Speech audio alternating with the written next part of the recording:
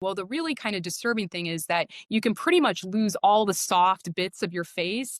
As long as the brain is protected, like the body will continue on some level. So some of these men were certainly facing, extreme disfigurement. And in walks Gillies, and he becomes this perfect vessel for this challenge because It's truly something special because we're joined by one of the most captivating voices in the world of medical storytelling, Dr. Lindsey Fitzharris. Dr. Fitzharris is a renowned medical historian with a PhD from Oxford, a New York Times best-selling author, and a master at bringing the hidden, mysterious, and sometimes unbelievable history of medicine to life. You may know her from her groundbreaking books, The Facemaker and The Butchering Art, works that have transformed how we understand surgery, innovation, the human stories behind medical progress. Beyond the page, she's also a television host, leading the Smithsonian Channel series The Curious Life and Death of, and her writing has appeared in some of the most prestigious outlets in the world, including The Lancet, The Wall Street Journal, The Guardian, Scientific American, and New Scientist. And in case you missed it, her 2019 appearance on the Joe Rogan Experience became a phenomenon, reaching #1 on the Chartable rankings with millions of downloads in the very first week. In this conversation, we go far beyond her remarkable career. We talk about her journey to becoming a best-selling author, dive into some of the most haunting and fascinating stories in the history of medicine, and hear her reflections on her personal experience with breast cancer. We also explore the incredible partnership she shares with her husband and his complementary talents, her exciting new venture into children's books, and even the possibility of one of her works making its way to the big screen. This is a rich, heartfelt, and unforgettable episode at the intersection of medicine, history, storytelling, and humanity. So settle in and let's dive in. Welcome to another episode of The Deep End. I'm Saeed. I'm joined by my co-host, Hank Davis. Yeah, and we have a very awesome, really special guest for innumerable reasons to mention. I think the top of that list is the fact that a very close mentor of mine, Aaron Warman, absolutely adored her and her work, and was the last person to actually connect me with Dr. Lindsey Fitzharris before he passed.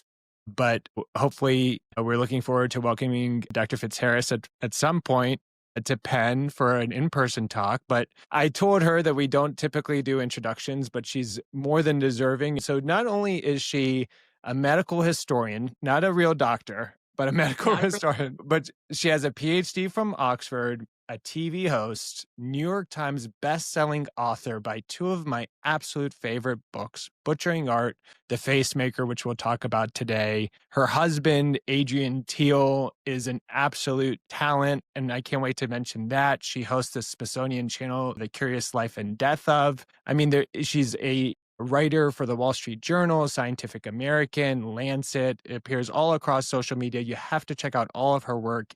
She was so kind to send me these two books in the mail recently, and which we'll talk about. But before we dive in today, I want to show you this. So my realtor sent me an email 2 weeks ago, and she goes, one of my previous clients sent me this in the mail, and I wasn't sure if you would want it. So this is I don't know if you can see it, but that's Joseph Lister. And it says, yes, it's written by him. And it's so amazing to read this from back in the day. So it says, "Dear White Cooker, I am very much obliged to ask for your kindness in asking me to meet Sir Richard Owen tomorrow. But unfortunately, I have a previous engagement for the evening. Believe me, yours very sincerely, Joseph Lister." So I thought That's it was amazing. but I love the way that they used to write and talk. And he was a Quaker, and one of the challenges with the butchering art was he actually comes across a bit boring. When you compare him to Harold Gillies in The Facemaker, who's really a prankster, and he's got this really big personality, Lister was he was very somber. He was very, devoted to God. That was a big part of what he was doing. In fact, at one point, he almost leaves medicine. He gets very ill. He has a mental breakdown, and his father really talks him back into it. And thank goodness, right? Because he changed everything. But it's hard to sometimes get a sense of people's personality in the 19th century because of the way they speak, and they don't really let loose. It's like in the way that formal. we It's would. like always Yeah. formal. Yeah. Yeah. I mean, Yeah. we were talking earlier about William Halstead. I mean, you do get a sense of a personality with him in the 19th century. I Definitely. mean, just such a crazy character. And if you don't know who he is, you need to check out the book, Genius on the Edge, which I Yes. didn't write, but it is a fantastic book. But so there are bombastic characters, but Lister, what attracted me to him really was that he's kind of the sober character amongst these showmen because he comes into surgery in the pre-anesthetic age, and the book opens with this famous surgery in London, the first surgery under ether. Now, this was done first in America, but then it quickly got to England. And it's done by a guy named Robert Liston, who's this really big character in 6'2". 6'2". I know. I always make a big deal about this, and people are like, "Why are you obsessed with his height?" But I mean, that was tall. big for the That was time. tall Yeah. back. And he was strong, and he could hold you down with his left arm, and he could take off your leg in under 30 seconds. And that's what you Crazy. want in a pre-anesthetic era. And he was a showman. I mean, he would hold the bloody knives in his teeth, and I mean, it was a gross, disgusting time.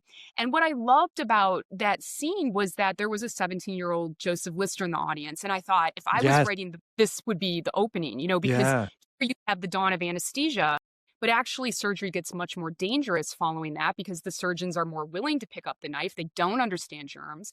And then you have 17-year-old Joseph Lister who's going to solve this great mystery. So crazy. So, but he's very somber and he's very serious. And I think if a movie was ever made, which is always, the dream, I think that a great way to signal that Lister is kind of winning is that the world gets a bit cleaner. So he always was dressing in blacks because he was a Quaker and he dressed very somberly. So maybe everybody starts to sort of align. And if you think of Gangs of New York, did you guys ever see that movie? Yes. Brilliant, right? And all the crazy outfits, like the stovepipe hats and the crazy tweeds and all, that's how the early Victorians they dressed like that before Victoria plunged them into national mourning. And so I love the idea of like the pre-Lister world being really colorful and kind of outrageous and showman-like. And then as you move through that story, it gets a little bit cleaner and a little bit more somber, just like Lister. Yeah. Well, Joseph Lister, I guess, had that moment of awe when he's sitting in the crowd in the amphitheater. But I want to hear about your story. And, was there any time in your upbringing where there was a teacher, a book you read, or something you saw, or a show that got you first into science and medicine You're like, and what? pursuing your path? What was the moment that you began? I mean, Yeah. unsurprisingly, I was a weird child and I grew up to be an even weirder adult. You guys can kind of see that if you're watching the video. My office is full of weird trinkets and stuff. My parents divorced when I was 4, and my mom, my brother, and I moved in with my grandmother, who loved to just collect. I mean, she was like the family historian. And so I really grew up around a lot of weird objects. I would go into the basement and there would be a trunk with my grandfather's Marine uniform from the Second World War. It looked like he could just walk in and put it on. And I think I got really interested in history. But the other really important thing was that my grandma was a cemetery goer. And Cool. this is something that a lot of people do anymore, but it was really important to her. And we would go to the cemeteries and she would tell me over and over again the same stories about the family. And it used to kind of irritate me, but now I'm so happy because they're ingrained in my soul. I could tell those stories exactly how she would tell those stories. And we would go all over Chicago to these old cemeteries. And I think that, there's a morbid aspect that people probably thought I was a strange child because of that. But I think I was just always fascinated with the people who lived in the past. And what did that little dash include, between those dates? What was about their lives and how did they live and die? And my grandma would tell me stories too. I mean, she had a cousin who died after the cousin was was only 17 and she was turning the hallway at school and she got knocked with a ruler in her gums and they got infected and there was no antibiotics and she died. And It's crazy. And my grandma made a big deal about like she was such a great beauty. And it was like that was like the worst part, like her face, Yeah. But now that she died at 17. I know. But yeah, it was so she told me all of these great stories that really kind of got me interested in history and I just loved it. And so I went down that path. It shows you how like influential your surroundings are as a kid. When Hank asked that question, I was just thinking to myself like about like, your upbringing and what really attracted you to all of this. I also have another question just to backtrack a little bit. Robert Liston, I think he was Jack the Ripper. Or you tell us who's Jack the Ripper. I need to find out. We can just let Well, the I'm world not know. going to tell you that because my next book, Sleuth Hound, is about a surgeon named Joseph Bell, and he taught Conan Doyle, and he really inspired the character of Sherlock Holmes. And in fact, Conan Doyle even outs him. If anybody knows anything about Conan Doyle, he hated Sherlock Holmes. I mean, he really hated him, and he wanted to kill this guy, this character off for so long. He finally kills him off. And in an interview, somebody says, "This is amazing. All this, came from your mind." And he said, "Well, it didn't really come from my mind. It was this professor, Joseph Bell." And suddenly Wow. is thrust into the public spotlight. And just as Sherlock Holmes is killed off, Bell has to testify in one of this big murder trials in Scotland. And so he kind of steps on stage, and there's a ballistic expert named Dr. Watson. I can't even make it up. I mean, I looked at a letter that said, "My dear Watson," and I'm like, this is insane. Crazy. So I just finished the manuscript for that, and Jack the Ripper features because Bell worked with his investigative partner on this, and he has his own theories on who Ripper could have been. But Liston, I believe, is dead by this time. But we think so. Yeah, he was like 100 and something. I think that the reason, because Liston, if I recall, he dies actually quite young. I think he dies in his 40s. But I think the reason why you connect him is because there's a comic by, can't remember his name. He actually lives locally to us too. But he uses the Liston knife in the comic. I think the comic's called From Hell. Yeah. And it was turned into a movie, and they used the Liston knife that he created. And I think that's where you think, well, it could have been. But I mean, Jack the Ripper was messy. Would Liston have been that messy? Unless he was trying to be all throw you off. Throw everybody off. But at least I'm a little settled because I thought it was Saeed. So at least now I don't think it's him. I just feel like we're never going to know, which is why you have to solve it. If there's somebody who's going to solve it, it's me. Every year they come out with we've done a DNA test. But the problem is, of course, the chain of custody. I mean, even if you could extract the DNA, it's going to be corrupt on some level. It's going to be degraded. And you don't know who was touching this stuff in between. It gets, passed around. You don't know if the real origin is exactly what people are saying it is. So it's really difficult. But I do deal a whole chapter with Ripper. But Bell works on so many cases. He works on a case for a baby farmer. Do you guys know what that is? You ever heard of baby farmer? Baby farmers in the 19th century. So they were people who would so a lot of women, because they didn't have contraceptives and they were very poor, they had many children they couldn't afford to feed. So they would farm them out to the baby farmer. And the idea was that the baby farmer would then find adoptive parents, and the baby farmer made money off of these exchanges, right? So they were placing these children with other parents and getting money. Sometimes the baby farmers just took the money from the parent, the biological parent, and they just killed the baby anyway. So there's some famous baby farmers that come up for trial, and Bell's involved in one of those cases. So the Victorian times was crazy. I feel like you could easily get away with back then, It's crazy to think about. It almost seems like where you live in a very boring world these days. But yeah, and it's also interesting. Damn it. It's also interesting because it wasn't that long ago, a lot of that. Yes, I agree. Stuff as well. But tell me about your time at Oxford and studying to get your PhD. Obviously, you were fascinated by history, but what led you down medical history specifically? And did you ever want to go to medical school, or was it always just, Yeah, and I remember you and Joe Rogan talking about that you're not a real doctor, but I'm not a real doctor. PhD is a massive commitment. It's a massive commitment. People in the comments were like, Ross Keller would be so upset with you saying that you're not a real doctor. This is like the big argument, because actually PhDs were like the original doctors, or so to speak, and it later gets adopted as a medical title. And in fact, fun aside, over here, surgeons revert back to Mr. or Ms. Yeah. Very confusing as an American living. I didn't realize that. And I had an appendectomy, emergency appendectomy years ago. And they were like, Mr. Smith is, and I was like, Mr. Smith, is this guy coming off the night shift? Like, I was like, is he a doctor? Like, what's happening? That's funny. And no white coats either, which was also, they think the white coat is unhygienic. Did you have anesthesia for your appy? I did. I did, thank God. But I mean, my local, we'll get into that story too. But my local hospital, we had to bring my father-in-law recently had a heart attack, and Mm. the elevator doors open, and it said 3-star hygiene rating. And I was like, like Oof. you wouldn't go How there, many you wouldn't go stars? to a restaurant like out of Hopefully it was out of 5. 3. Yeah. It was not. So it's sad because there's been a lot of funding cuts to the NHS here, so Yeah. they're really leaking along, and that led on to my decisions, which we'll talk about later about my own care when I got sick. But Yeah. yeah, it's Mr. or Ms. And so, and I always say to them, but how do you know a Mr. from a Mr. Doctor? Like I Yeah. still don't know how you differentiate, but getting to Mr. is like the highest like accolade. Like to revert back to Mr. means you're like at the top of the food chain medically again. So it's a weird system. So, Hank, you and can't call Lister me Yeah. himself Mister. would have been Mr. Lister. Yeah. So Well, I think yeah. doctorate is just the highest form of education or the highest degree you could get in any field, no matter what it is what I think a doctorate is.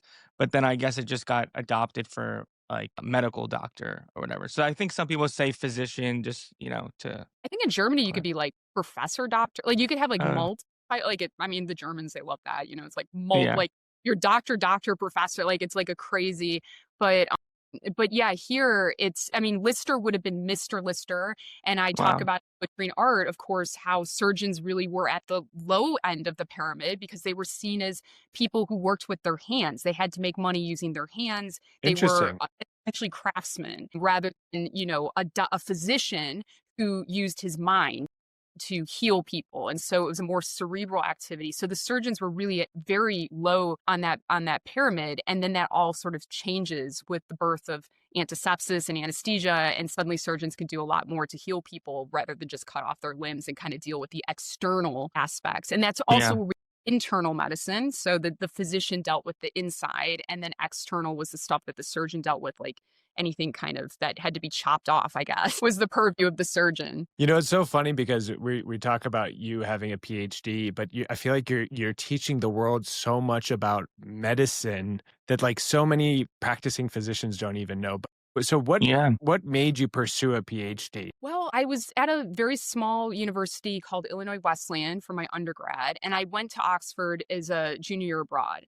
And I had taken a course on intellectual history, and I had read a fantastic book called Galileo's Daughter by Davis Sobel. It's old now, but it's still a great book. It's this correspondence between Galileo and his daughter who was in a convent, and you get this amazing dialogue between these two historical figures. And so when I got to Oxford, I said, well, maybe I'll study, the history of science. And they panicked. My coordinator didn't know what to do. Like, is that a subject? And so they went to the head of the department, a man named Professor Robert Fox, and he said, I'll take her on for a year. And so I had one-on-one tutorials with this man So for an cool. entire year. We Wow. whole expanse of the history of science. He's really, I mean, Oxford's like a very strange, weird place. You wear robes to dinner, and it's very kind of Harry Potter-esque.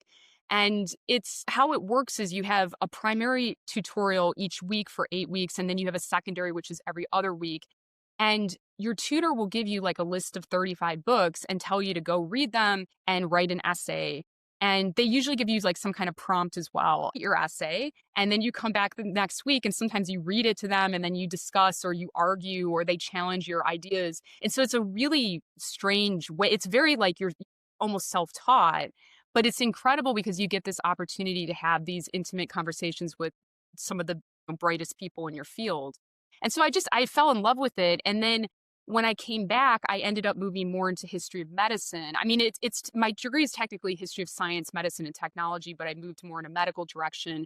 And I did my PhD on the history of alchemical medicine in the 17th century. Wow. And I have no practical skills from that, except I learned a lot of obscure knowledge and I learned how to argue.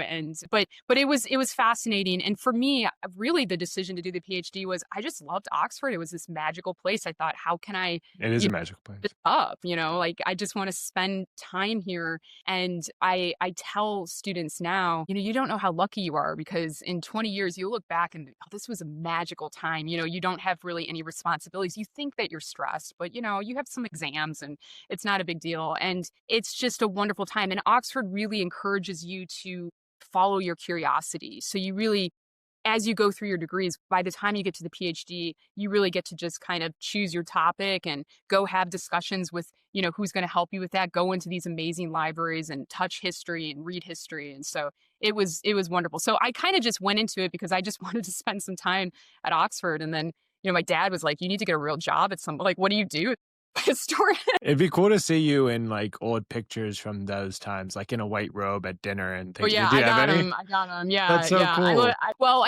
And I was like, it's funny because my old department asked me to come speak recently, and I joke that I'm like the P.T. Barnum now of medical history. I'm like, roll up, I got a lot of makeup and I'm weird and all this kind of stuff. And I think they're like, that's not what we gave you that PhD for. But they delight in sort of the weirdness. And when I went to speak, I was like, I just have to embrace it. I just have to go full Lindsey Fitzharris for this. And it was fun. And the thing that they are surprised about is that people outside of the discipline want to read medical history. And I Yeah. said, there's so many people. It's not just doctors. It's not just medical professionals. People love medical history because Of course. everybody knows what it's like to be sick, You're so and right. it's very relatable. So You're so right. Everyone knows what it's like to be sick. Everyone knows what it's like to be vulnerable. The patient physician trust that is necessary, and like just the whole backstory behind it. Yeah. Like every single person is interested in medicine. You really nailed it. Yeah. they don't think about it actively until I say something like, have you ever thought about what it would be like to have a toothache in 1835? Oh my gosh. Or you have to have an amputation. That before might be a it's- death sentence. Yeah, very well. Teeth, I always think of teeth in the past because there was really very little that could be done.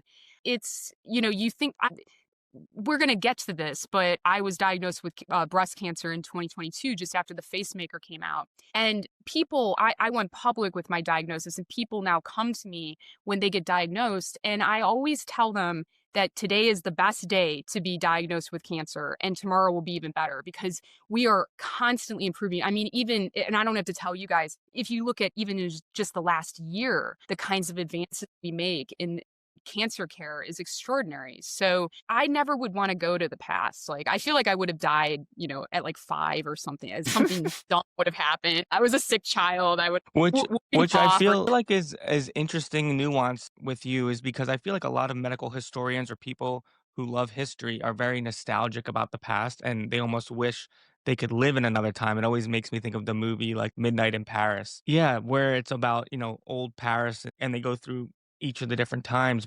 It's interesting how you are fascinated by the past, but still appreciate, the present and how far we've come. Please, I literally build my social media on, if you feel bad about living in 2025, come see me. I will tell you why you should not feel bad about that. I mean, the nostalgia is a dangerous thing too, because it's easy to simplify the past. I'm a woman, so would I really have wanted to live, Yeah, pre good point.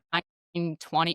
So it depends the perspective Yeah. you're coming from there, but life was cheap, and you could die quite easily from things like the ruler to the gums. You could die quite easily, and you think about how much we can now do for patients. It's extraordinary To think about too, what now, will come in the future.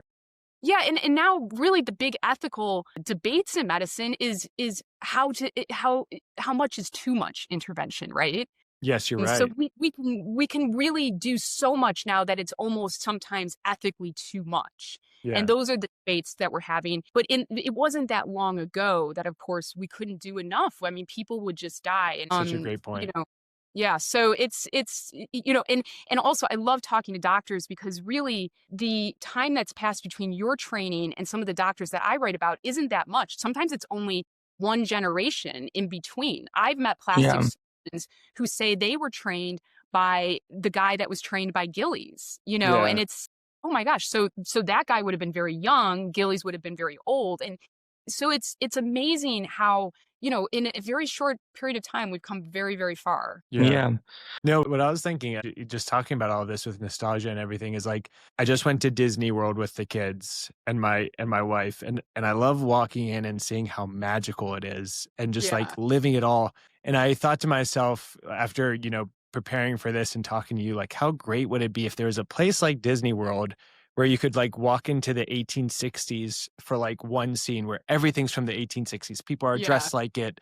Then the next scene is like the early 1900s, Yeah. whatever. I think It that'd would be, we got to create that. Well, Yeah. at the Museum of Science and Industry in Chicago, they have something called Olden Time Street or something. And when I was a kid, this is how I knew I was going to, looking back, I was going to go into history because I was more interested in going down Olden Time Street and walking into the past than I was about all the future technologies. You say walking into 1860s, immediately I start thinking of smallpox, Yeah. all of the kind of terrible things that we were sort of battling. By 1860, we have a vaccine for smallpox, but it's not as effective. People are still catching smallpox. That is one disease that, we truly would never want to see Yeah. return.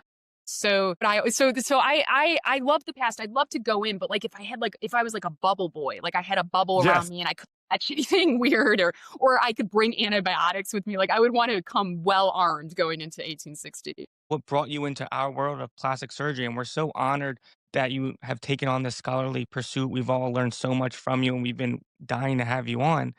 Thank And our paths first crossed in Chicago at the American Association of Okay. Plastic Surgery when you came, and I actually got one of your books that day, The Facemaker, and you actually signed it to me as well, which is pretty cool.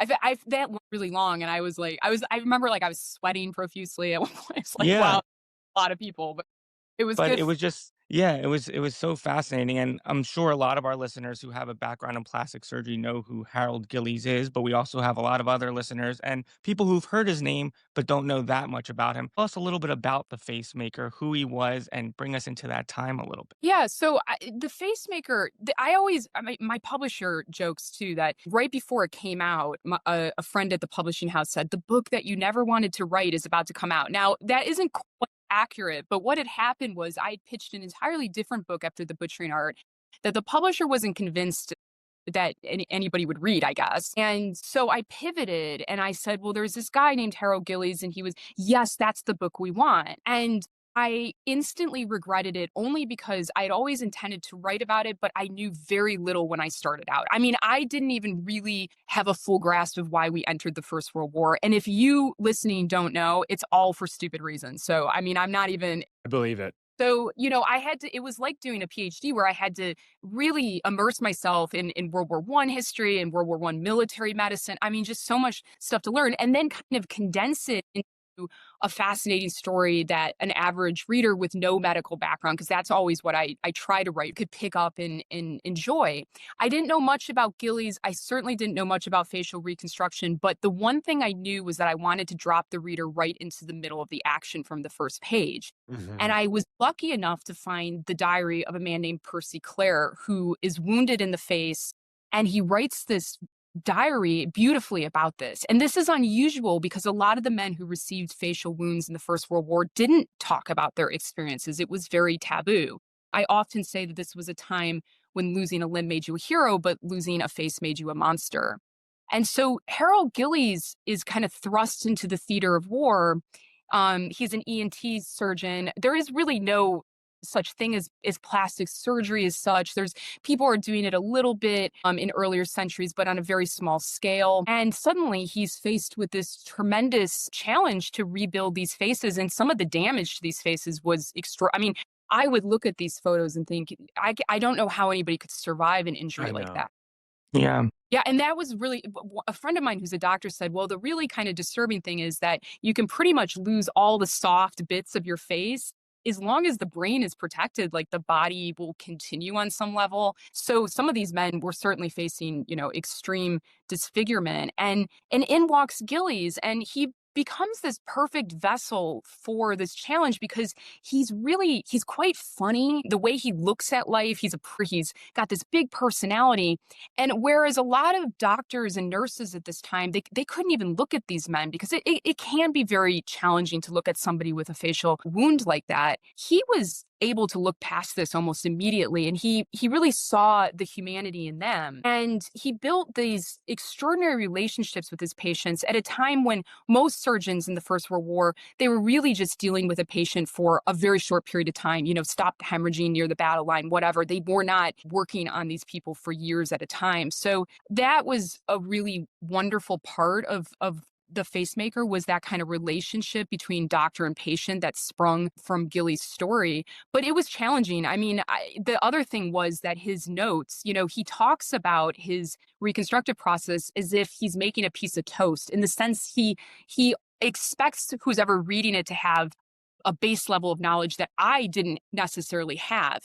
And so oftentimes I would have to have my husband, who is not a doctor, he's a caricaturist, but he knows people anatomy very well. And he's not like the carnival guy. He's been doing this since a kid. He worked on a famous TV show over here called Spinning Image, and he could really, capture caricature. And so he would draw what Gillies was doing. And he was fascinated with this story So too, cool. because he worked with an artist named Henry Tonks, who had trained as a caricaturist as well. Mhm. And so faces are fascinating, and what happens to us when, that's gone, what happens to our identity. And so, but it was a scary book to write, because I knew virtually nothing. I never ventured into the 20th century. There were things I had to prove that these guys were dead to get access to their patient records. Yeah. So it was challenging, to say the least. And I remember one of the things that you've said before was you were wrestling with the idea of whether to put the pictures of these patients in the book or not. Oh my gosh, yeah. That was so my editor, I shouldn't probably say this about it, but he was like, "Oh, these are too graphic. We can't put these in." And I said, "Look, we have to put these photos in, because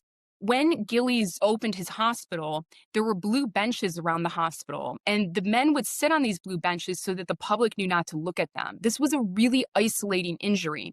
And I said, "If we don't put the photos in, I'll be putting them on the blue benches." And we have to have a reckoning. We have to look at these men.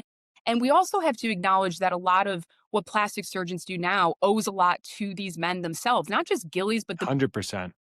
operations. And there's a guy named Private Ashworth who I talk about. He's one of my favorite patients. He lays on the battlefield for 3 days. He's unable to scream for help. He's got no jaw. And he finally makes it to Gillies. His fiancee breaks up with him.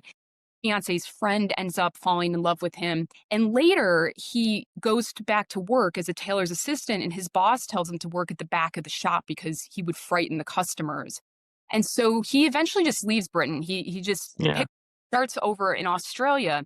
And many years later, he bumps into Harold Gillies, and Gillies is grown as a reconstructive surgeon. And he asks if he can have another go at his face, as surgeons are want to do. And Ashworth declined. And we don't really know why he declined. But, you have to think that some of it had to do with the fact that it was painful to go through these surgeries. And also, Ashworth had made peace with his face. His niece said that he had made peace with his face, and it had brought him a lot of happiness, even though it was an imperfect face. And I think that, again, there's something about identity at the core of what plastic surgeons and reconstructive surgeons do. And the joy of this book has been meeting plastic surgeons who say, "Thank you for reminding people that we do things not just cosmetic," although cosmetic is certainly an important part of plastic surgery, and Gillies moved into Yeah. cosmetic health. But there is really important reconstructive surgery that still goes on to this day, that literally changes patients' lives. Yeah. I mean, our podcast is titled The Deep End, which is a technique for breast reconstruction. Right. I Yeah. was wondering, I was like, is DIE? I was like, what is this? I Yeah. didn't. Yeah. Well, we should do a collab, dead ends versus deep ends. Yeah. No, and it's everything that you're saying, there's a couple of important points. Like, first off, like how you stuck to your guns with this idea and push forward what you envisioned the book to be with the patient photos, et cetera. And then look, it comes out, New York Times, LA Times best-selling book. So, yeah. Sorry, I still am like, I can't believe a book about one facial reconstruction. I mean, was really proud that, because World War I's not something a lot of Americans really care about. Of course. And reconstruction seems like an odd, but I think the way that the write-ups were about the book, it was really focusing on the patients and their incredible stories. And I think that's what connected with readers in the end. Well, it's just a testament to like your incredible talent. I mean, and just like how brave you are, because it's one of those things where like it releases, it's a New York Times, LA Times bestselling book, or it releases and no one reads it. So like, You for reminding me of that as I head into another book launch. no, but it also brings up an interesting topic, Hank, because I always think to myself, like, how many people are in this world? Like, how many people are in this world, but no two faces are the same, which is crazy. Now you But the caricaturist I live with is always telling me faces repeat, and he Oh, convinces all the time. Like he'll show me Wow. it's he once he does it, I'm like, oh my gosh, it's the same face. It's that's very You kind of wild. look like Jack the Ripper. Yeah, yeah exactly. And yeah so then Hank and I had, and this talks about a little bit about like how you said going back in past, but we had Dr. Eduardo Rodriguez as one of our guests who did he did many face transplants actually for these sorts of patients now. And he did the world's first face and double hand transplant. And so you mentioned like, taking a step back in time and how far we've come. And now we're doing face transplants, but a lot of this stems from the early work that Gillies did. And it's thanks Yeah. to him and thanks to your book that like it really brings it to light and talks about like, you even mentioned, you know, these people could die but then they live with this disfigurement that almost is killing them deeply, and so that's why I love reconstructive surgery. It's like people automatically think plastic surgery is like, cosmetic, et cetera. And there is a lot of aesthetics to it, but it's also bringing back the meaning in life, yes, you absolutely. know? To go into the breast cancer, this was really important because when I was diagnosed, I mean, it came out of left field. I guess we can kind of segue into this because we were going Yeah. Yeah. shortly after the book came out. I was in LA and a friend of mine had a glioblastoma, and I knew this was the Ah, last time. I Mm. know. I say that to doctors. That's exactly. I mean, it's like you're not. pancreatic cancer. Yeah, it's exactly. You're not going to come out of it. And so I went to see him and he started asking me a lot of questions about my family history. And like, he just said, well, he was a magician. And actually this Houdini box back here is one I kept it. He came onto set when I was doing the TV show and did some magic for the crew. And he was just a brilliant, brilliant guy. His name was Tom Peterson. And Tom asked me all these questions and it just kind of put cancer in my mind. I was 39, about to turn 40. I didn't think I mean, this is the crazy thing. You don't think you're old. You never think you're old enough. I think you You could be never. like, I'm not old enough for, you Yeah. it wasn't really on my radar. But then when people start dying who are around your age, you start thinking about it more. And I came back and I remember I felt something and I thought, oh God, I have so much to do with this tour. But, Tom told me don't ever wait. So I went to my GP. My GP felt it and he was like, it's nothing. And by the way, important background, women are not offered mammograms in the UK until they're 50. So there's not, Wow. Wow. So what do you do yeah. if you need it earlier? Well, if you feel something, you can Okay. get one, but they're Gotcha. not It's doing. not routine. Yes. I hadn't been called up. I just turned 40. And so my GP was like, it's nothing, it's a cyst. But I said, but you know what? Let's get the referral. And so I went to my local hospital. I went in for the mammogram. They kept calling me back for more. And I was like, what's happening? And they're like, boobs are weird. And I was like, I guess they are weird. So they would try to keep it light. And then eventually they brought me to the radiologist and she has my mammogram up. And the first thing she asked me is, are you a doctor? And I start for all these silly stories and so she determined like, oh, you don't know anything, so Yeah. okay, I'm telling these weird stories about medical history. And she's kind of talking about my mammogram and I said, are you telling me I have breast cancer? And she didn't say yes or no, she just nodded. And I said, oh my God, could it be this or that? And she just shook her head and she said, we got to do a biopsy. It looks early and all those kinds of things. And thankfully my husband was with me in the back. And so I texted him and I said, they told me I have breast cancer. Eventually they ushered me into the surgeon. And of course, surgeons don't want to ever definitively say anything. So my husband said, does she have breast cancer? He goes, oh, we don't know. Yeah. Mhm. And so when we walked out of the hospital, I said, I have breast cancer because that radiologist, I don't think she was so sure. Like, it wasn't like Mhm. she was like, this is cancer. So from that point, and by the way, the thing I felt was nothing. They found a totally incidental cancer Wow. deep in the Yeah. breast. So if I wouldn't have been offered mammograms, I mean, the outcome of this could have been very different for me. So I kind of chugged along on the NHS for a bit, and then I decided to go public because I write about other people's experiences with illness, and I felt that I wanted to share my experience. Mhm. I did Wall Street Journal. And I was on Twitter, and this surgeon reaches out to me. His name's Paul Ferrichelm at the King Edward VII Hospital in London. And he said, well, if you ever have any questions, I just read the Facemaker. I'm a big fan. And if you have any questions, feel free to bounce them off of me. And so I started thinking, like, maybe I need a second opinion. Yeah. I was 48 hours away from having surgery at my local NHS hospital. They were going to go through the top of the breast. It was going to be like they said a third operation. I mean, I know any. I wasn't thinking. I was just like, just get the cancer out. And I go to see Paul, and I get to this hospital in London, and he spends an hour just explaining everything that had never been explained to this point. And then he starts drawing all over me, which again, the surgeon who was about to operate on me, he hadn't even ever physically inspected me, which now in retrospect, I'm like, wow, that's crazy. But it wasn't something I just assumed everything was in hand. Yeah. And he's drawing all over me. And then my husband says, oh, it's like what I do. And the surgeon goes, oh, I'm sorry, are you a doctor? And I was like, no, I don't know what he's talking about. He's a professional man. This is not what he does. But it's all about bringing things in proportion. I was like, okay. Yeah. But I remember at one point, he told me to look down. And he said, well, that's going to be like the size. And I was like, oh, it's going to be a bit smaller than the other. And he goes, no, I'm going to do the other one as well. And it was like this whole thing I hadn't considered, which is you have to live in your body after cancer. 100%. And it was great that he was thinking about that.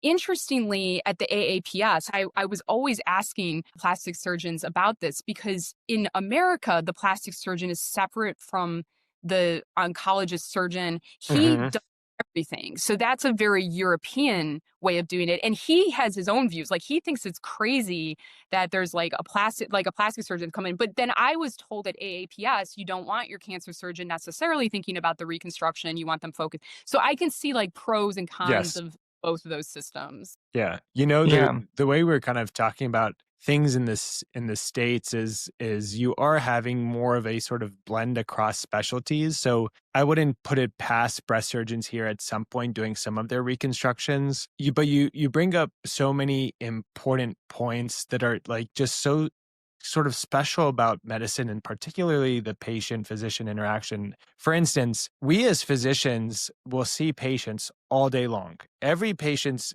individual story is incredibly important for that patient.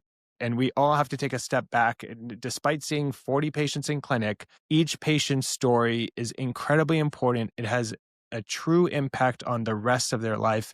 And I think one of the ways that I like to practice as a plastic surgeon is I always tell the patients is that my goal is that after surgery, I don't want you to remember through scars or shape or whatever that you just went through cancer. And so my goal is to make you at least back to normal, or if not even a better version of normal. But I don't want you to look down and say, okay, reminds me of cancer or whatever. And through all of your experience, what do you think matters in a caring provider in your journey? Because it seems like it's sort of a unique journey about how you came across your ultimate provider. But what do you think what do you think you found that was most impactful for you? Well, I joke that I am now Paul's agent. So I go on radio and I talk. But interestingly, you're like the best. That's awesome. Yeah. They're, plugging him. But Paul, he works in London. He works at the King Edward VII, which is the hospital where the royal family's treated. It's a fantastic place. But he also works in an NHS hospital. And he said it's a fight every day to give his NHS patients the same level of care that he gives them. So it is really a postcode lottery. If I lived in London, which I live in the rural sticks, I think I would worry less about going to an NHS hospital because it's better funded. You have the research doctors there, like you have state-of-the-art care. I just have this kind of local rural hospital, not maybe the best kind of care. The biggest decision really for me was when Paul told me that, the NHS hospital told me that after surgery, I would be mammogram once a year until I turned 45, and then they would stop until I was 50. And Paul was like, nope, you need a mammogram every year. You need an ultrasound twice a year. And I would ideally like to do a breast MRI every other year. You've had breast cancer. Like, we need to monitor this. And so that aftercare, the thing that surprised me most about my journey was that the aftercare is actually just as, if not more important. And you really have to consider what that aftercare is going to be because you want to be monitored. You want to have the best chance. I mean, to some extent, though, the other thing that's surprising is they love to poke and prod you, because anything that comes up, it's like, oh, you've had cancer, like we're Of gonna course. this and we're gonna do that, and so that can create some anxiety. But on the other hand, I don't have a lot of medical anxiety because I'm a medical historian. I'm trust medicine, but I can see how for some patients that could be really scary. But when you were talking about, you know, wanting to having reminders of the cancer, when I came out of this 8-hour surgery, because he decided he wanted to do both sides, he was going to bring another surgeon in. So it was like a really long surgery. I came out and I remember I woke up and he came in and he like opened up the top to like check the bandages. And I was like, it all looks fine. And he's like, yeah, what did you think it was gonna? I was like Frankenstein boobs. I don't I know. Like, I know.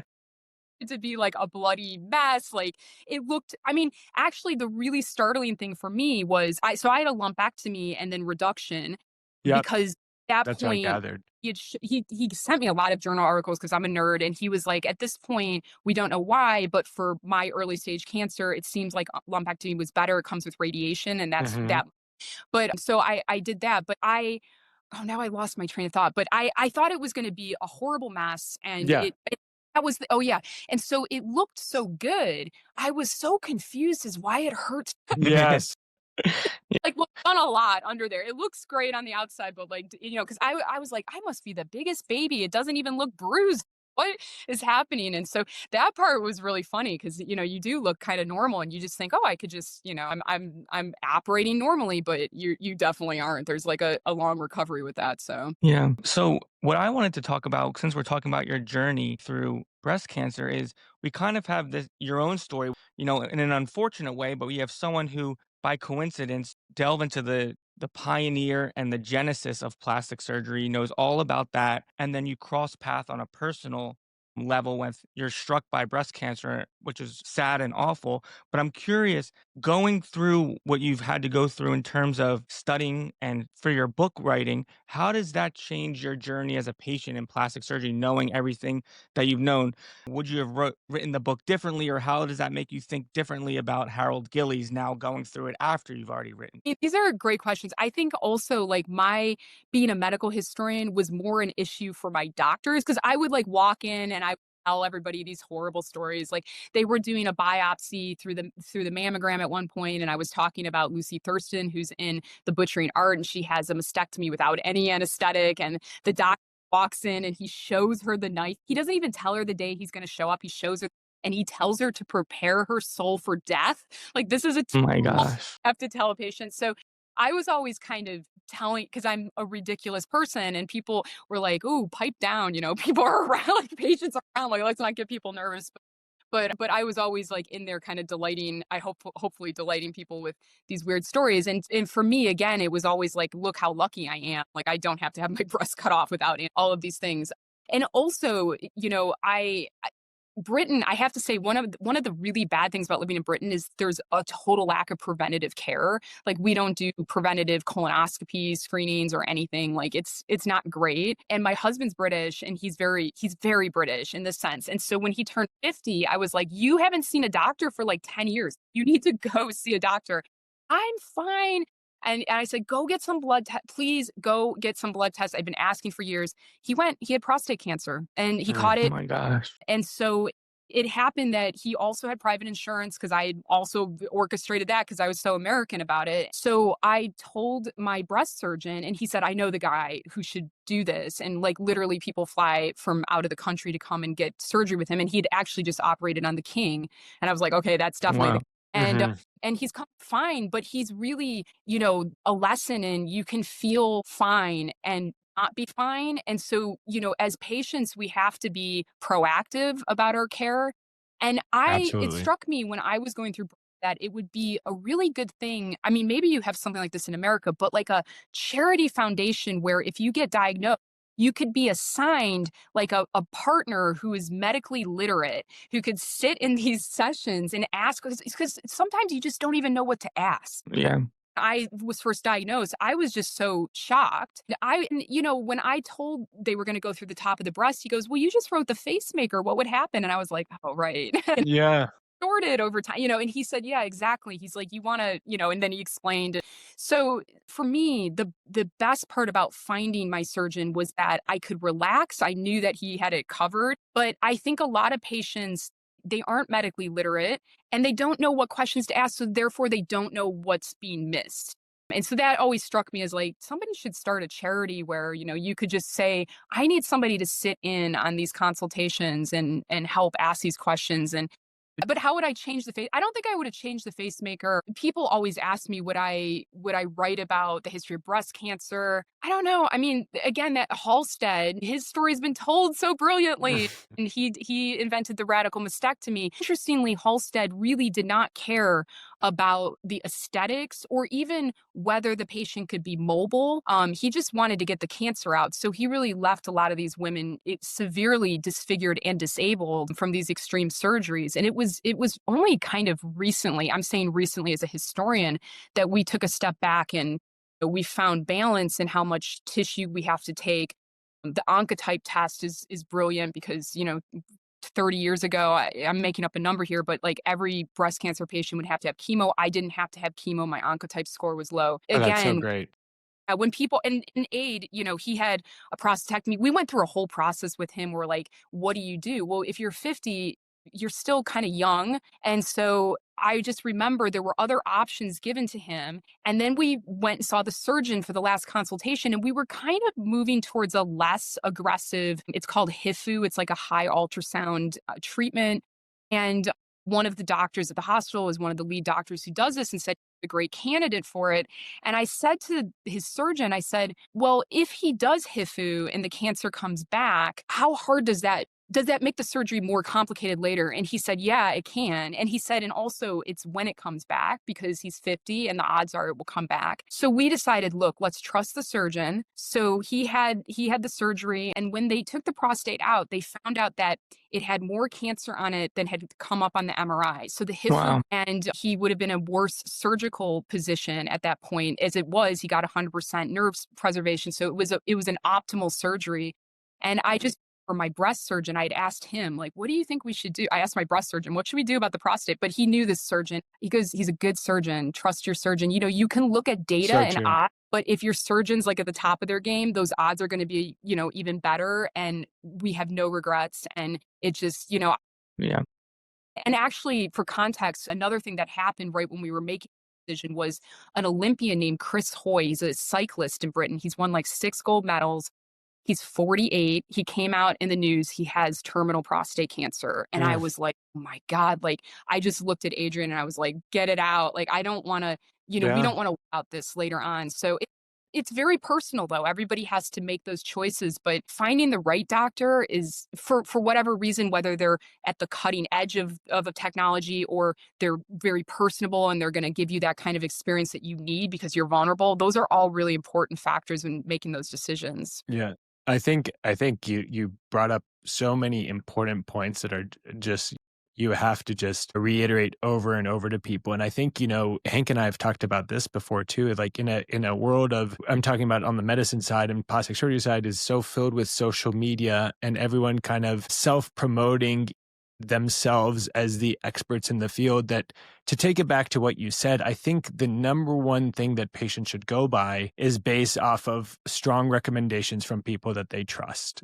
Take it a step back, put social media aside and, a strong recommendation from somebody you trust, because this is a life-changing moment for you. And the other important thing that you mentioned that is so incredibly important is that oftentimes between the different surgeons, like in the US, we have the breast surgeon involved and the plastic surgeon involved in these cases, like your case. And we have completely opposing goals. The breast surgeon wants to remove the cancer. They don't care about how much tissue they remove. Well, that's not true. Some of them do, some of them don't.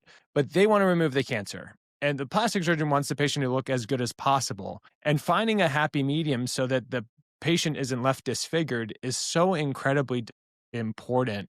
And then the last thing I'll just want to hear from you is that, especially with all your writing and the medical history about surgeons now are being trained cutting edge techniques, yet empathy and presence are completely timeless. And so what do you think you wish clinicians or surgeons understood better about kind of like the emotional, psychological dimensions of cancer care? I mean, to some extent, you don't want your surgeon to be too emotionally involved. That's not good either. You don't want them thinking about like she's got 3 kids or whatever it is, because that adds a lot of stress. And I've interviewed surgeons about, You're how do right. you find, but, having that humanity is important. And all of the doctors I've written about in the past, that's what really makes them stand out. Joseph Lister, he would not even charge his poor patients. And Harold Gillies, certainly his humanity shined through in the way that he treated these disfigured patients. And I always say that ironically, Harold Gillies sort of gave birth to modern plastic surgery, and he did it to help these disfigured soldiers. But as a result, we're all a little bit more hyper aware of how we look, which is kind of an ironic twist to what is the outcome of what he does. And we do have to be worried about, how we present ourselves on social media. As, I think of a lot of plastic surgeons who promote their work. This is great, but we have to remember that kids have access to social media, and there's a lot of pressure on people to look a certain way. And so I do worry about, finding that balance of reaching your patients and showcasing your work, but also making sure it's not doing any kind of unintentional harm, because we are all a little bit obsessed with how we look now. And there's a lot of pressure on women. Yeah. And I think probably it's still accurate to say that most patients for cosmetic procedures are women still, whereas the surgeons are tend to be more skewed male, which is an interesting dynamic, that you have men operating on women and kind of defining in their own eyes what, a female body is supposed to look like. And I always tell, younger children, not children, but like young teenagers, that look, in the 90s, really thin eyebrows were in, and now they're like, that's like a horrible thing. Yeah. Well, You that's good for me. right? Yeah, I'm just kidding. There's no universal beauty standard. And so when you're altering your body, you have to think about this, like Yeah. maybe something that looks good, but maybe in 10 or 15 You're years, that right. the fact you do have to kind of consider that. And I think just the immense pressure, but yeah, you have to. I've developed weird relationships with my doctors because I'm a weird person, and I foist my books on them, and I talk about medical history, and they enjoy that. But yeah, you're right. You do have to kind of find that patient's story. I think it's important that a patient feels listened to, and certainly there's another story I'll share real quick. Lister, and I tell this in the Butchering Art, where this little girl has a doll, and her doll is wounded, and he sews the leg back on, and it's just this really gentle moment where he's really kind of paying attention to what this girl is wounded herself. Yeah.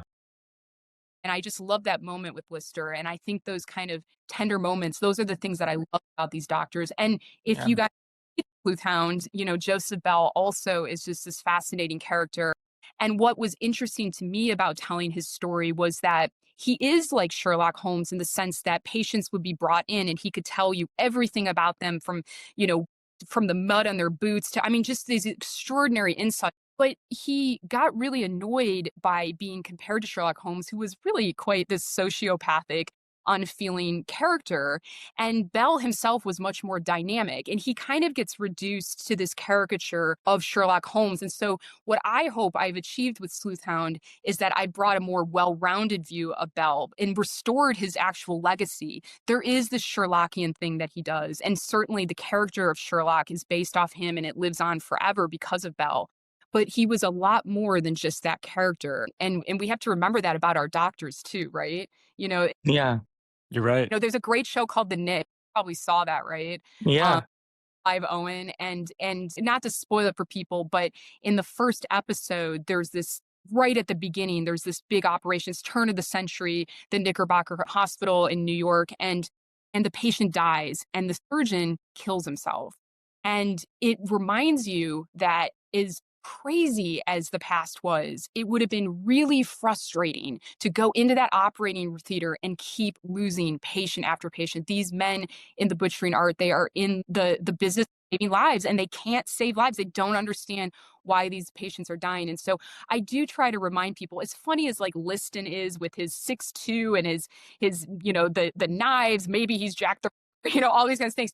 I can't imagine how frustrating it would be to be a surgeon in that era, or frustrating for Harold Gillies to operate on these men to restore their faces, to send them back to the front for them to be shot and killed. Yeah. There's challenges for doctors as well. And Yeah. doctors are not gods. That's a really important thing I think patients have to accept and take ownership of their health a bit too. I think there's a lot of like, I'm going to go to the doctor. He's going to fix everything. He or she's going to fix everything. We have to keep up with it. My husband's got to go in for his yearly checks. Yeah. Otherwise you get to where things have progressed quite far and it's a lot more challenging. Yeah, we spoke about Joseph Lister a lot throughout the beginning of this episode to the end. And just for we know who he is, but for our listeners who don't know, they probably know from Listerine mouthwash. But can you just give us a few lines for the people who don't know why we've spoken about Joseph Lister so much, Yeah. other than your book, obviously? I just it's like he's like a friend. Like I just figure everybody sort of knows him. Yeah. Right. People will recognize his name through Listerine. He didn't invent Listerine. It was named for him, but not by him. Lister was the man who solved the mystery of what was killing the patients, which was germs. So he takes Louis Pasteur's germ theory. Louis Pasteur at the time is working on this very French problem, which is why is wine spoiling? And he's worried about the wine spoiling and it smells kind of funny and he realizes that it's this bacteria. And so Mister's reading this and he's thinking, wounds smell sour, rotten as well. I wonder if the thing that's making the wine rot is making the wounds rot. And so he develops antisepsis. And he's not believed really at the beginning. And I think this is a really important point, which is that, as doctors, you have to be open to new solutions. What we know today is not going to tomorrow. Oftentimes it takes somebody, from the outside. Lister isn't, initially respected or believed. And in fact, if anybody's watching the Netflix series Left by Lightning about President Garfield's assassination, you'll notice that Garfield was shot and the bullet went in, it did not come out. And his surgeons did not believe Lister and antisepsis. They were digging their dirty fingers and instruments in. And that's what killed him. He became septic. And at the trial of Charles Guiteau, his assassin, he says, I didn't kill Garfield, the doctors killed him, which was probably, Yeah. if they I had mean, let it in, he would have been fine. wow. It's so interesting. And it also is it's why I love science and medicine. It's like one of the only fields where you're like rewarded for proving yourself wrong or furthering yourself and you're publishing on rather than just standing on, what you believe. We're constantly trying to move forward and you're praised for, what, I thought this way for 10 years, but actually it's better. We figured out it's actually better to do it this way. So I think that's what I love about it. And people ask me, like, why wouldn't people believe in germs? But you have to remember that, first of all, doctors didn't wash their hands because they were just going to get dirty with the next patient. Like, it just seemed like a stupid thing to do. They didn't understand germs.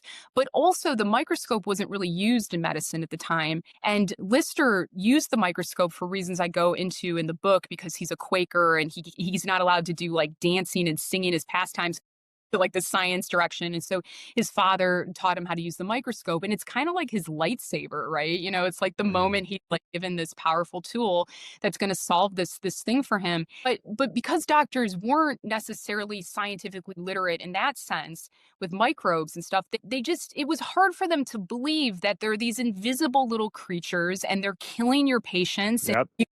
I can see them with this instrument called a microscope. So it was a big leap and it took a while. And Garfield's assassination, certainly, America was slow to adopt it. It spread in Europe. Antisepsis spread in Europe a little bit, but America was a little bit slower. We were coming out of the Civil War. Of course, nobody wants to slow down an operation in the Civil War. So Yeah. fast. Antisepsis slowed everything down. And that was very weird for the older generation of surgeons who had been taught that speed was a virtue. It does take a while, but it's fascinating to think like who could have lived had they listened to Lister. So I always tell people my kids' book, Dead Ends, the latest kids' book with my husband, is all about medical failure because I don't think we talk about failure enough in medicine. Failure is so important because it's not just important, it's essential to scientific progress. And so there's a lot of great, there's some funny stories in there that actually don't lead to anything, but a lot of the stories teach us valuable lessons that then turn us into a different direction, and then we solve the mystery. And so I think it's an important lesson for kids. And there's a lot of like grisly stuff in there. Like during the French Revolution, they were chopping heads off, and doctors were listening, shouting at the heads, trying to determine if they still had any kind of conscience. And it was a weird time, so there's a lot of fun stories in there, and kids love the kind of grisly illustrations that Adrian's brought into it. So if you're looking for a Christmas gift for your kids, there's that, and there's a book called Plague Busters, which is about the deadliest diseases in the past and how we solve those problems. There you go. There they are. So we had a lot of fun doing those books for kids. Yeah. Yeah. There's something for everyone. And, as we're winding down, we still have a few more questions. I want to thank you again. This has been, just absolutely remarkable. This is one of my favorite episodes. I've learned so much. I couldn't wait to meet you. And it's so valuable for our listeners because we have, patients on here, doctors, people who are just, there's always a new doctor show coming out because that's what everybody loves, medicine and health. It affects everybody. So I would Why it's so hard for me to convince TV executives. People say the Victorians were morbid. They would get tickets to go to the operating theater. We have so many. I mean, how yeah. for ER, like all of these, in the pit, which ER hasn't, and then Grey's Anatomy, like The all new that one, stuff. The Pit. I mean, there's Yeah. always new shows coming out. So is Well, there I going to would- be a movie for one of your books? yes. So I'm really hoping we're just negotiating with a great screenwriter at the moment. I'm not going to reveal his name yet, but he really wants to get Facemaker made. And, I Okay, just think awesome. epic as a movie, and it is an epic story, and there's so many great characters. If people out there haven't read it, one of my favorite quote characters is a French dentist named Charles Valadier, and he's very wealthy, and he's got this Rolls Royce that he literally drives to the front under a hail of bullets. And Valadier is the guy who really shows Harold Gillies that there is this need for facial reconstruction. He's a dentist, so because he's a dentist, he needs medical oversight, but it's arguably Gillies who learns a lot more from that relationship. And Gillies brings dentists on board, and it's this huge interdisciplinary effort. And that was really what Gillies brought to the table. Was he brought artists in, he brought all kinds of practitioners, whereas surgeons in the early 20th century really were kind of solitary creatures. They were guarded their kind of area quite aggressively, and they would have looked down on working with dentists or mask makers and stuff. But Gillies had no problem with that, and it was to the strength of the patient because he had this really great interdisciplinary team. And that's also how we start intratracheal anesthesia as well, because his anesthesiologist is the one who solves this problem. If you think about, how would you anesthetize someone who's missing part of their face, it becomes a real problem in the First Yeah. World War. So it's really his anesthesiologist who solves that. So it's an incredible story. I'd love to see it come to life. And Harold Gillies has a very famous great nephew named Daniel Gillies. He was in the Vampire Doctor. He does the audiobook because I joked to him. I saw that. And he's really good looking, which is like really funny to me that the father of plastic surgery had this like really handsome. And I thought, I'm gonna have to look him up. I was like please, because Gillies is kind of an odd looking person. Would make fun of that. He would joke, like, if I had a better, stronger, nose and all this kind of stuff, maybe I would have ended up in a different path, which I think is really funny, and how he thinks like our physical appearance shapes, what we ultimately do with our lives. But I'd love Daniel to, be involved. Maybe, they wreck his face and then like rebuild it into the handsome face. That would be so cool. That would be awesome. Yeah. You gotta keep pushing it. It would be a massive success. That's something that I hear like Penn Medicine or like an institution like needs to fund or something, because it would be a massive success. Or from your mouth to God's ears, as they say. I mean, Yeah. also, at some point I would love to, because one of the things I work with these other filmmakers, and one of the things that we love to do is something on how plastic surgeons bring beauty into a world that's, literally on fire in some cases. So these guys that are going to Ukraine, these teams of doctors who are going to Ukraine, and, there's amazing reconstructive work going on around the world, and volunteers doing this kind of stuff. Yeah.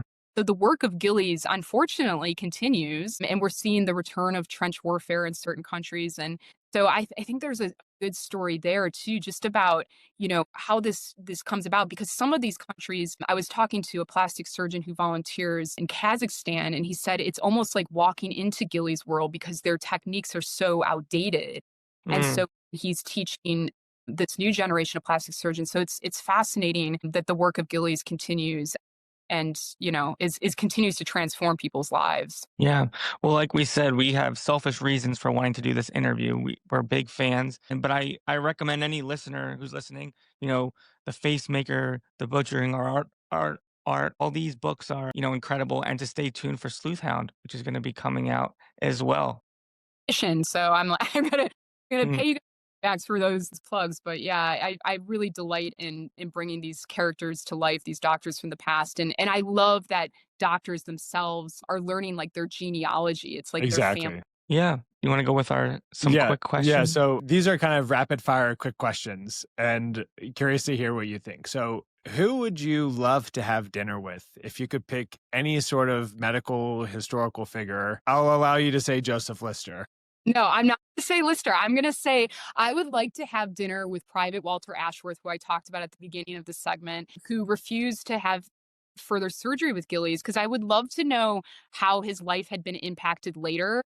We lose the thread of that because he doesn't write about his experiences or anything. And I would love to know why he decided not to go through with the surgery. His niece said it was because he had made peace with his face, but there might have been a more complicated reason.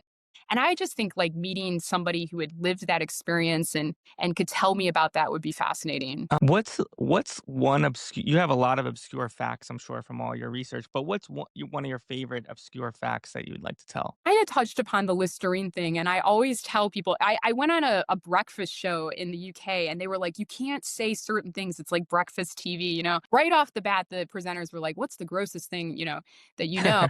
But one of my facts about Listerine was it wasn't invented as a mouthwash. It was actually used to treat gonorrhea in the past. Wow. Was named for Lister by the people who invented it were in the lecture hall when he came to America and was trying to convince doctors to adopt antisepsis. So Listerine is kind of like this weird thing that becomes more famous than Lister himself, unfortunately. Although I think Lister is quite famous in Britain, but in America, certainly Listerine takes the cake for the fame. So I love delighting people with that. And I told this on Breakfast TV, and people on Twitter were like, she's telling us to put Listerine on PSA, we're not recommending.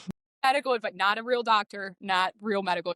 Don't put on gonorrhea. I know my favorite is Beetlejuice behind you, but what's your favorite prop behind you? Yeah, tell us, It's gotta show be. us too. Yeah, I mean, there's so many weird things here, and I'm like, do I keep Bob behind me? I thought you Yes. guys would be fun, and I was like, I'll keep it. It depends, like how if I'm like with a really crusty, person, you need to be more serious. But I love the Houdini torture water chamber behind me. I use this on set of The Curious Life and Death of. We talked about Houdini's death. He's punched in the gut kind of famously and dies. And it's when I was on set, I said, well, what's going to happen to this prop? And they're like, we're going to demolish it. And I said, no, send it. And so they sent it to me. I couldn't That's fit it, awesome. cut it in half. I got it in, reassembled it, turned it into a bookcase. And there's a lot of weird things. I don't know if you can totally see, but there are a lot of weird specimens and weird things in the cabinet. So it's kind of, this lighting is a little bit spooky. It gets very dark in England very early. So, but I guess it adds to it. I'm kind of I love that. Is Halloween like your favorite holiday? love it, but I always have to work on Halloween because people always go, "Oh, let's get that creepy woman who all this." Yeah, really yeah, that's true. So I never get to really enjoy it. And also in Britain, it's not a huge holiday. So someday I want to do like a crazy Halloween to freak everybody out in this, because I live in a little shoe factory village called Wollaston, and this is famously where Doc Martens were first made. And so Oh, wow. factories, and it's just a fascinating little place. But I don't know if they're ready for like American Halloween. What kind of doctor was Doc Martin? That's a Like, good this question. guy. Yeah, how did that come about, Doc Martin? Yeah. Yeah, yeah. Exactly, not a real doctor. When No. this whole area has been like shaped by shoe factory, and it's great because they have like little plaques, like the first theater. It's a really cute little area. I'm trying to get on Conan O'Brien's podcast, Oh, and that would be awesome. he's done this thing where he opens it up to fans, and then one of the questions is like, if I came and visited you, and I said, well, if you came and visited me, we would be like gods because he's so tall and I'm tall for person. And I was like, we could just walk around this like, and he loves history. He did, I think he did his undergrad Oh, degree that'd at be Harvard. perfect. Yeah. At some point he's going to put me on, but And you were saying that Dr. Warman sent you something in the Yes. past that you wanted Yeah. to show us. Yeah. well, I want to say that Aaron Warman, he reached out to me when I was first starting the Facemaker, and there was an announcement that I was working on this book. And immediately it became clear that he missed his calling. And that's no shade on the fact that he was a fantastic doctor, but he loved medical history and he was a great collector of medical history. And he sent me this vintage golf, so bad at the camera thing, this That's vintage, okay. yeah, I guess I pushed it that way. So Harold Gillies was a semi professional golfer. And I don't know where he would have found this. I mean, this has to be one of the most obscure things that you could have about Gillies. And on the back, it tells a little bit about Harold Gillies. But he was so kind and he was a great connector of people. So kind. I mean, just honestly, and this is how I knew that something was wrong. I got stuck in the US. Hmm. Crazy. I tried to get on a British Airways flight. I've lived in Britain for 24 years, and they said they had no proof of my citizenship and they wouldn't let me.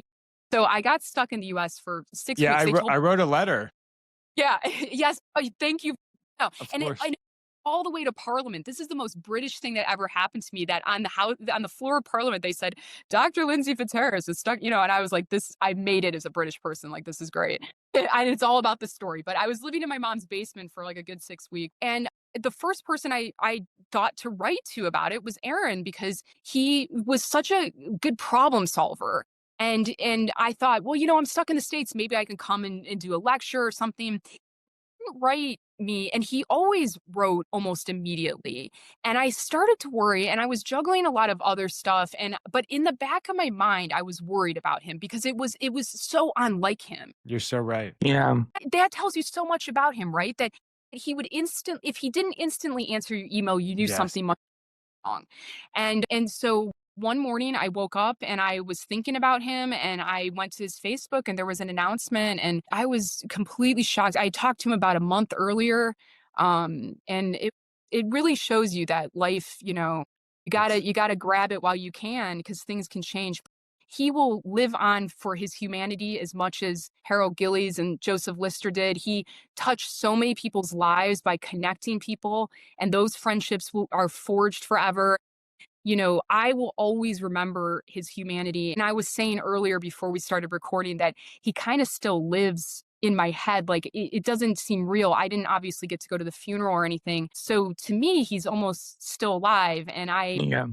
hard to kind of reconcile that he was gone so quickly there. But his legacy will certainly live on and extraordinary person. Yeah, I just learned two major things about plastic surgery in the last few minutes. One is, the quintessential plastic surgeon is someone who would want to be remembered as a problem solver. And to think that you thought of him that way is one of the biggest compliments you can give a plastic surgeon because that's kind of what we think of ourselves as. Mhm. And I was lucky that I got to work with him for about a year in my first year of training there, and I'll always remember that as well. And the other thing I learned from this conversation is typical quintessential plastic surgeon is a wannabe golfer like Gillies. One bad miss, and he's like, I guess I'll go to medical school. And it's so true. And even when he had bad cases, he'd go out on the golf course and try to clear his mind. I mean, the golfing was a big part of his identity. I guess that's just a doctor thing, isn't it? Like every Yeah. doctor out there on the courses. But yeah, Aaron, he had an extraordinary medical history collection. And really he saved a lot of medical history from being destroyed because, You're so people, right. yeah, they don't value it or they throw it out or, They don't. whatever. He was a real hunter. I mean, I would have watched a TV show where he was just like going around the world trying to find like obscure medical his Yeah. effects, like weird Indiana Jones, but like a medical, like, he was really, he had endless curiosity and he was so good at bringing people together. And he brought me to the AAPS, which was a wonderful thing he did. It was Mhm. right treatment. I'm a freelance writer. So it's, my income had kind of dried up. And so it was like pennies from gold bringing me there. And I got to meet all these extraordinary plastic surgeons like yourselves. And it's just, his legacy lives on in every person he contacted because he was the kind of person that you wouldn't forget. It was always a memorable interaction and he always did something memorable for you. And that's why when I got stuck in the US, I thought, oh, Aaron, he'll know what to do. And, maybe I could go over and do some lectures and stuff. And when he didn't answer, I thought something's not right Yeah. because Yeah. would almost immediately answer his email. So he'll be deeply missed. No, I think your heartfelt message about how he's a connector and just humanity is the best way to end this episode. And we can't thank you enough. I mean, this has just been so special to me, and it makes me even more as Hank and I get ready to take off to the first America amphitheater, surgical amphitheater for another podcast. we look forward to hopefully welcoming you to the amphitheater for an in-person podcast. So, and to just come to Penn and talk to all the students, other surgeons, and just to share your wealth of knowledge. And thank you so much. Thank you so much for having me on. It was so nice to meet you. Thank you. Great to meet you guys. Yeah, and I'd love to come back on for Sleuth Hound if you guys would do like a Of course. 100%. Yes. Okay, copies and stuff, but this has been really fun. Thank you for listening to The Deep End, a plastic surgery podcast. If you've enjoyed today's conversation, please like, subscribe, and leave a rating on Apple Music or Spotify. Video from the podcast is available on Instagram and YouTube at The Deep End Podcast. Join us again soon for more conversations with luminaries and experts in the world of surgery.